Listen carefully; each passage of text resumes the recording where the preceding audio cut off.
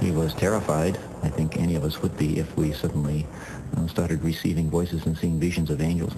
The traditions about the life of the prophet present him as coming back from this experience profoundly shaken. Petrified with fear from a mystical experience he did not comprehend, Muhammad rushed to Khadijah. And she held him in her arms and said, you know, my dear, you know, these things are from God. And it was she who convinced him that these were not delusions. But in his fear, Muhammad did not fully understand the frightening event that had happened to him. He could not know that the angel Gabriel would return again and again to deliver the words of God, and that the words that would eventually pour from Muhammad's lips would forever alter the future of his people and the world.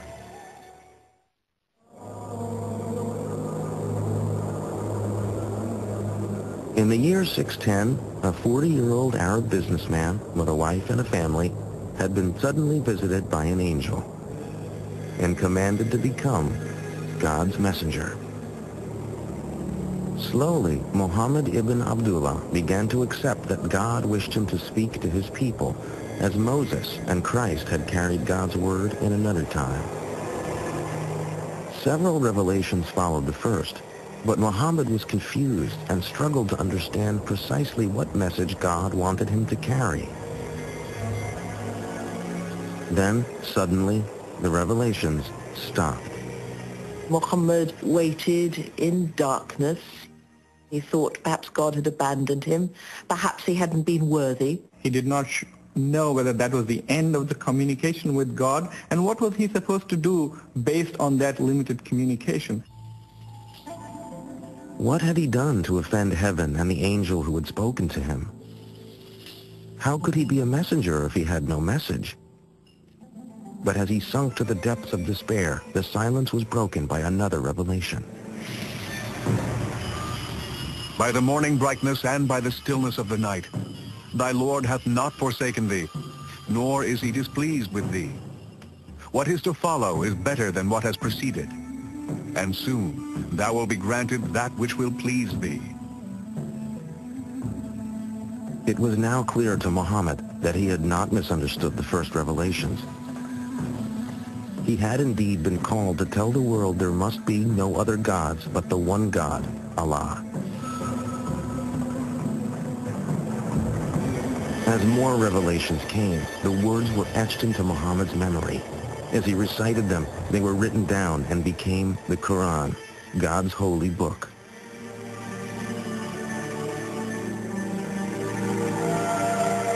At first, only Khadijah and a few close friends and family accepted the Quran. But little by little, Muhammad started to speak out, and Arabs and other clans of the Quraysh began to embrace the message. The words of the Quran clearly had great impact, for his listeners responded to the words not as religious instructions, but as poetry. Before the rise of Islam, the Arabs did not have great architecture, did not have great art of textile, or practically no calligraphy, but that very great poetry, oral poetry. That was the supreme art.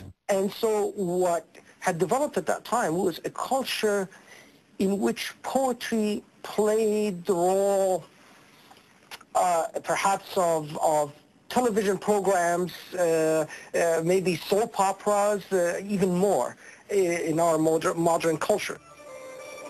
In towns and cities or in simple Bedouin camps in the desert, those Arabs who could perform poetry and music had enormous status. Now, as Muhammad chanted the verses of the Quran, the words became music as he touched a deeply spiritual nerve in his listeners.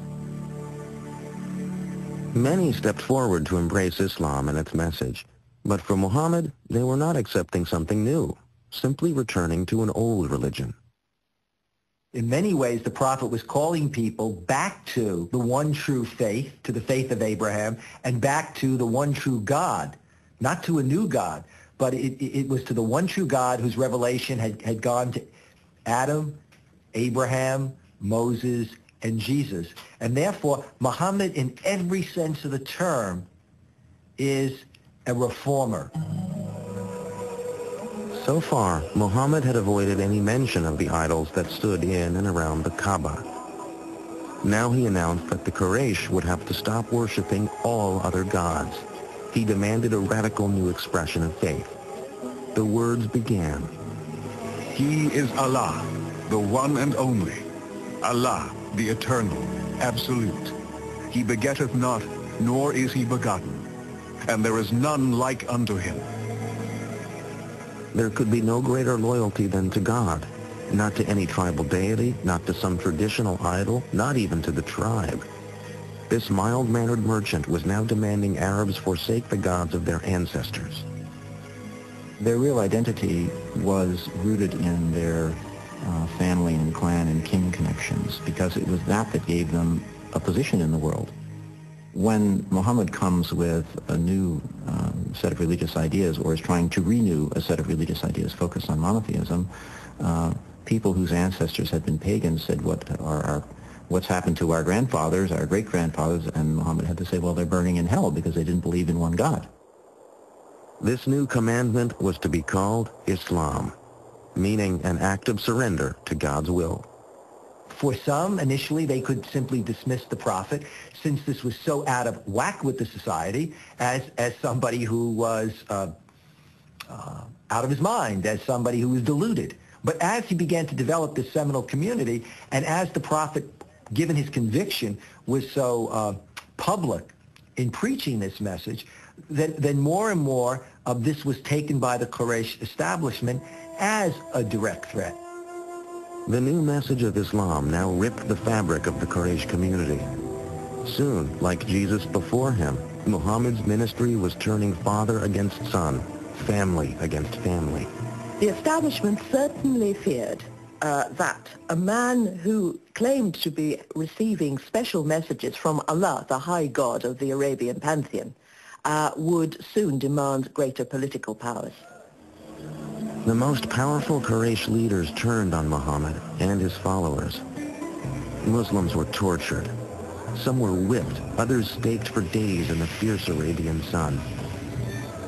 Muhammad himself endured the fury of his neighbors, who hurled dirt and insults at him in the streets. For 2 years, Quraysh leaders placed a ban on intermarriage and trade with any followers of Islam. No one was allowed to sell them food. The agony of this period increased when Khadija died in 619. When his uncle died not long after, he lost his protector, and it became clear that Muhammad's life was in real danger. His wife is dead, his uncle is dead. Although he has followers, many of them are being tortured, imprisoned, persecuted. He is powerless to help many of those that he loves, and many of those that have believed in him. It is in this devastating time, as Muhammad came to the end of his resources, that he had his greatest mystical experience. On a night in 620, Muhammad was again awakened by the angel Gabriel. The angel presented him with a winged horse-like creature that flew the prophet through the night sky to Jerusalem. There he was greeted by Abraham, Moses, Jesus, and all the other prophets. At last, the creature took him higher and higher beyond earthly space and time. Muhammad departed his physical body, and his spirit at last stood at the summit of the universe. His celestial journey to Jerusalem suggested to Muhammad that he was entering into a new phase of his service to God and Islam. He now also understood that he could no longer remain in Mecca.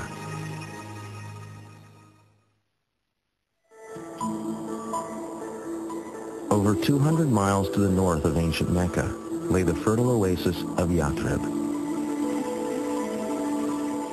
It was a lush island of green amidst harsh volcanic mountains and untillable desert soil. Its sweet water and abundant crops of grain and dates made for a comfortable life. But Yathrib was troubled. The tribes who lived in this beautiful place were locked in a deadly state of rivalry. Crammed together in this small oasis, the tribes were caught up in a continuing pattern of warfare and violence. Something was needed to break the pattern. In the same year he had made his mystical night flight to Jerusalem, Muhammad met 6 pilgrims from Yathrib, making the annual pilgrimage, or Hajj, to the Kaaba in Mecca. He told the men of his mission and recited the verses from the Quran. The men were immediately moved by Muhammad's message, but they also saw in the Prophet someone who could mediate the stalemate of violence in Yathrib. They made him an offer. The citizens of Yathrib would submit to Allah. In exchange, Muhammad would become their leader.